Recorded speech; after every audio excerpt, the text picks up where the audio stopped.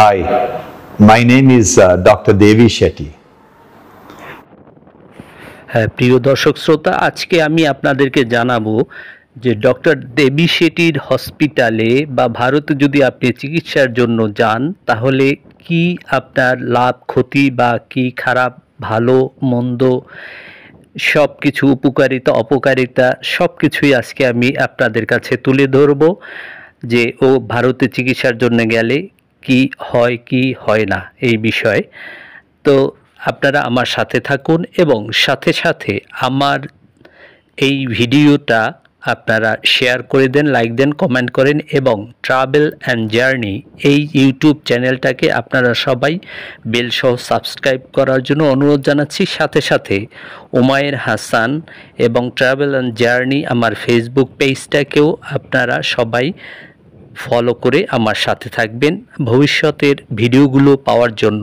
এবং আমার যে বিগত দিনে যে ভিডিওগুলো ছেড়েছি তাতে আছে দেবী শেঠিকে কীভাবে আপনি দেখাবেন এবং কিভাবে আপনি খুব সহজে সেই দেবী শেঠির হাসপাতালের ব্যাঙ্গালোরে যেতে পারবেন কম খরচে, এবং ওখানে গেলে আপনি কি খাবেন, কোথায় থাকবেন, কিভাবে থাকবেন, কীরকম টাকা খরচ হবে বা হাসপাতালের বিল কিভাবে পেমেন্ট করবেন, এই সব কিছু আছে আমার বিগত দিনের ভিডিওগুলোতে।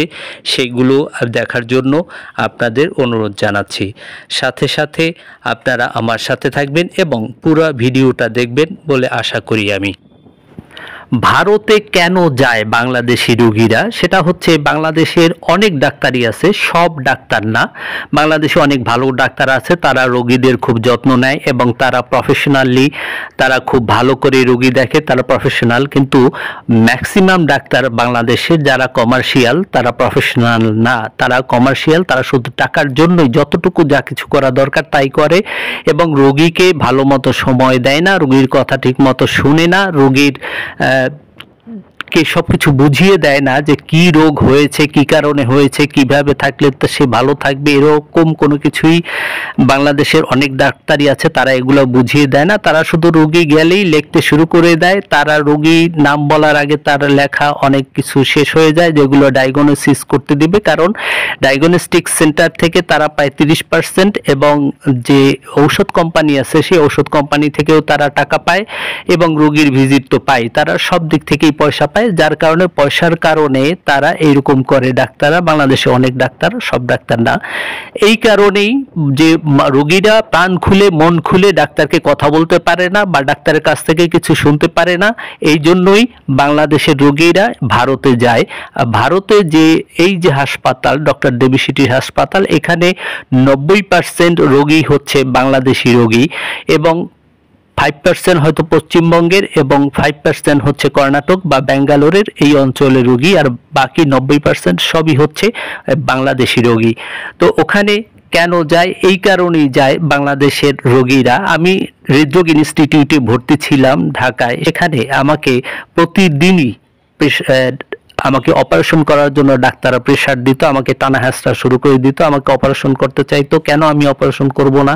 আমি বললাম যে আমি বুঝে নেই তারপরে অপারেশন করব, সব কিছু দেখে নেই বুঝে নেই তারপরে।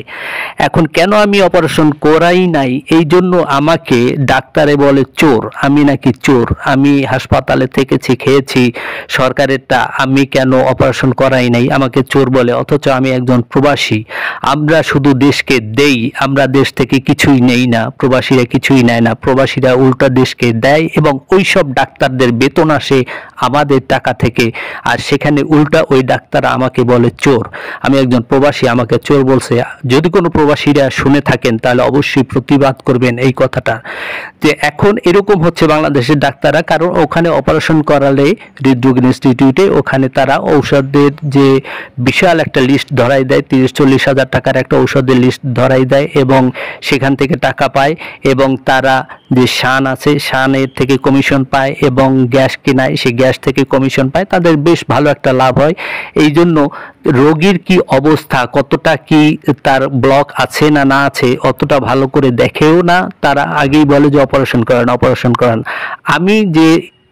আমি যে এনজিওগ্রাম করাইছি সেখানে যে রিপোর্ট আসছে সেই রিপোর্টের উপরে তারা কলম দিয়া একে আমার আরো ব্লক বাড়িয়ে দেখাইছে, যে আপনার অনেক খুব খারাপ অবস্থা, এই যে দেখেন কলম দিয়েও তারা আমার ব্লক এক তারপর দেখিয়েছে। তো আর তার ডাক্তার আর একজন জুনিয়র এসে বলে যে স্যার এই যে ব্লকগুলো দেখালো কলম দিয়ে এগুলো স্যার কই পাইছে, এখানে তো কিছু নাই, এই গ্রাউন্ডে তো কিছু নেই হার্টের ভিতরে।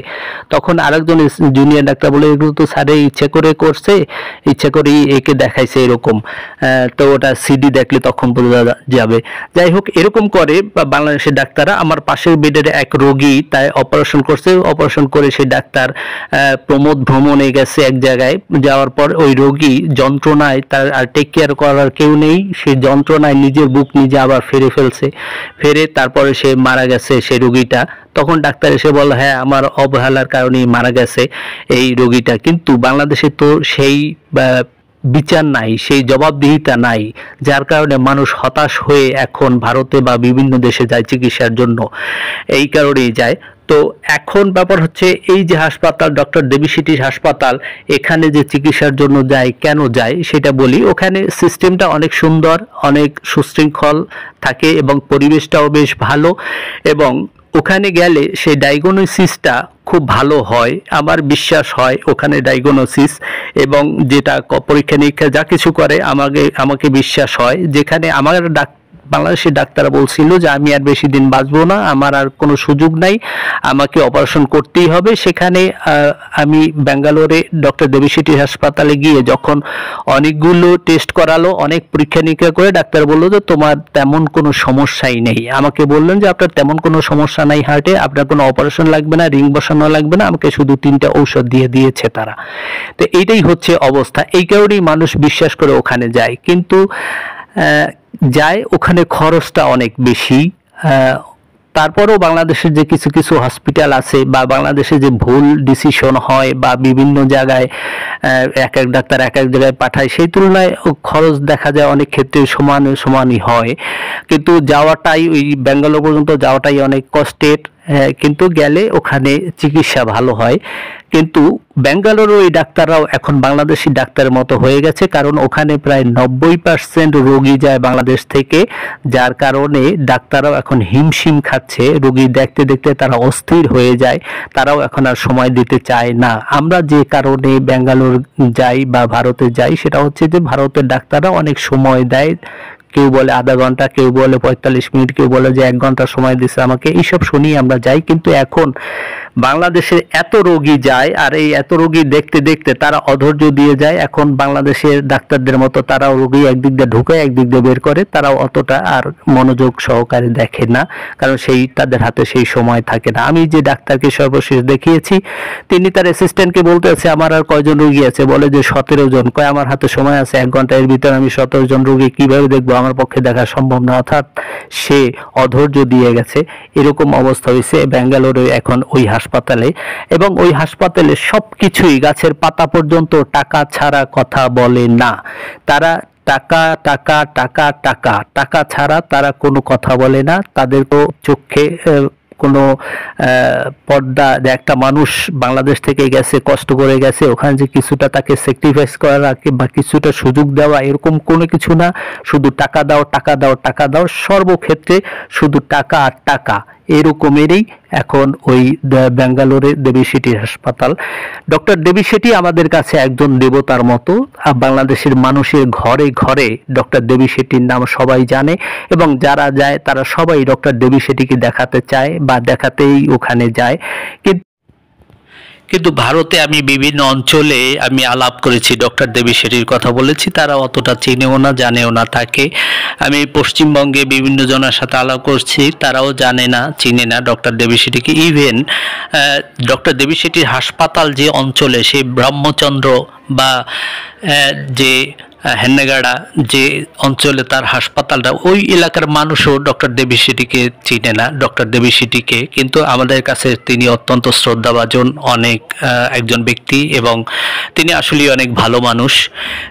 এবং তার ওখানে যে মানুষে বলে যে ওখানে একটা ফাউন্ডেশন আছে, ফাউন্ডেশনের মাধ্যমে ডক্টর দেবী শেঠির শাশুড়ি কনসেশন করে যে ডাক্তার যে অপারেশন করার জন্য বা রিং বসানোর জন্য বা হার্টের ছিদ্র থাকলে ওখানে যে ডিভাইস লাগায় সেই ডিভাইসে তারা কনসেশন করে কিছু টাকা কমাই দেয়। সেটা হচ্ছে চাইনিজ ডিভাইস লাগাইলে কিছু টাকা কমাই দেয়।